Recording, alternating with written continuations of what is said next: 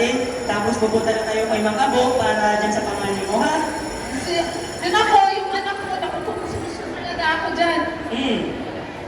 Tignan mo yung mukha nun? Parang kabayo. Alam mo kung kanina nagmana yung panganay mo, ha? Ano?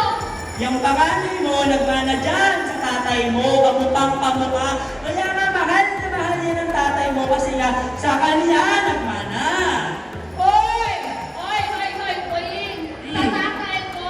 Alam mo, Oo. yung malaki kami mga mistiso at mistisa, matama ko sa ilong! Yan. Ano sa tatay ko? Oo, yung tatay mo, dyan nagmana yung panganay mo. Samantalang ang bunso kong anak na si Pipito, sa akin nagmana yan.